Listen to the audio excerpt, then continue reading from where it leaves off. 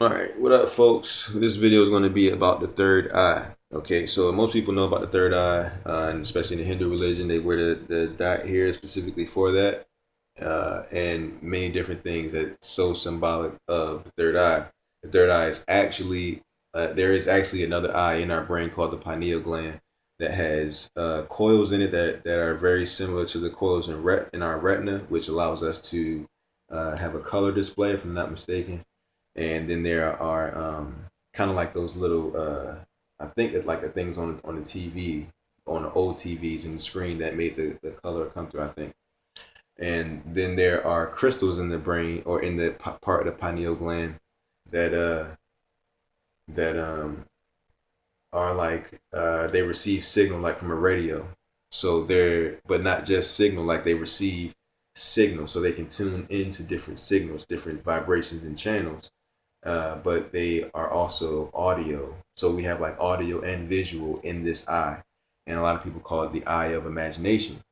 They say, because it is the eye you use to see in imagination. And what the real big question is where is the signal coming from that you use to see? If because the two eyes, you use these two eyes in order to interpret this signal.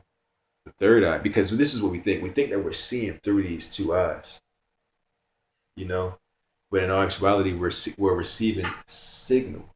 We're receiving a bunch of signal, electronic input from our skin, from our nose, from our ears. We're receiving all this electronic signal.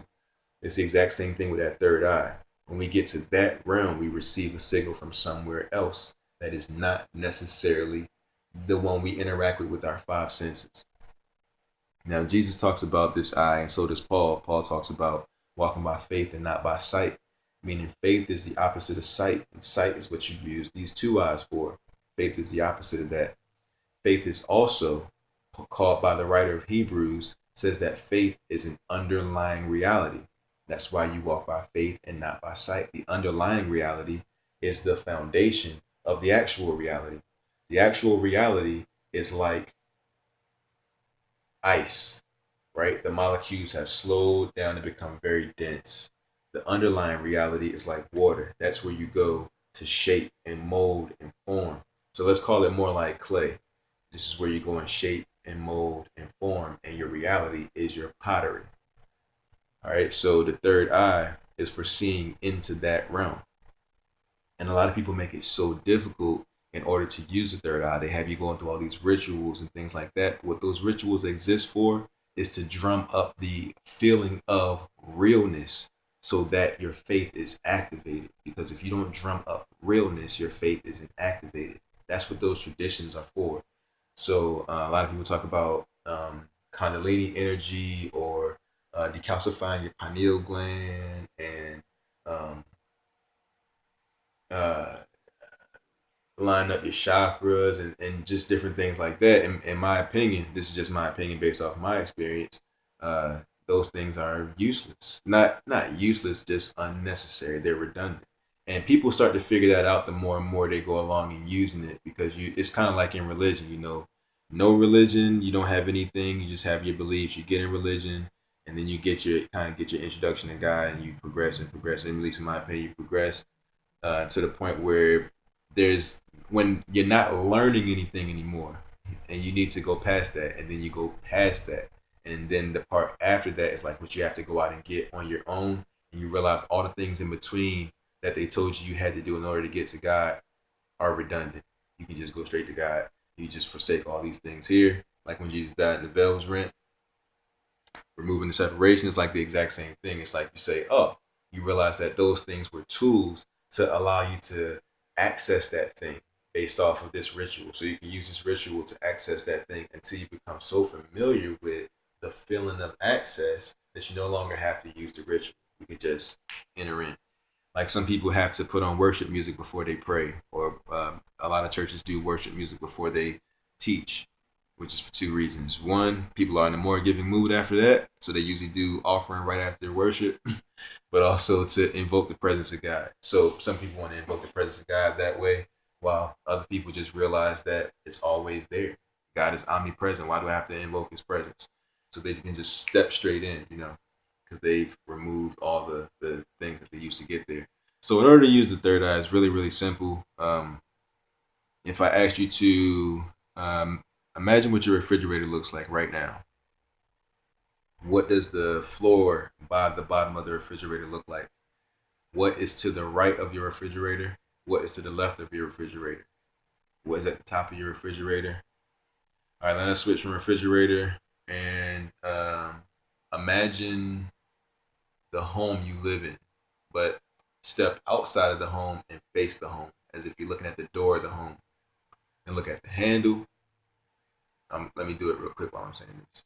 Boom. Oh, we don't have a handle.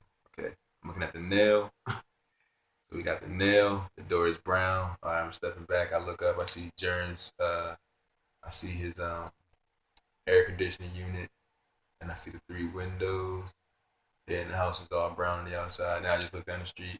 Kind of just saw the little thrift store sign there. I'm looking down the street where the poppy store is. I could clearly see the yellow on and all that stuff. So I'm using my third eye to do that. It's not necessarily am I looking at the actual poppy store. I'm looking at a mental representation of the poppy store, of course. But that mental representation is the actual poppy store. It's the truth of the poppy store. That's where I go to change the poppy store. I don't go to the poppy store to change the poppy store. I go there to change the poppy store. So that's what the third eye is for, and that's how you use it. It's just that simple. We use it all the time. It switches into different channels all the time. When you want to remember something, you switch to a different channel. You're using this eye to go there and remember. You're literally traveling to a different channel by accessing that thing with this quote unquote third eye. That's why that eye is at the top of the pyramid. They say it's the eye of Lucifer. They say it's all these different types of things. But what that eye represents is the third eye, your eye, which represents your spirit. It's the one eye, the all-seeing eye, the all-knowing eye. It is consciousness. Consciousness is an eye.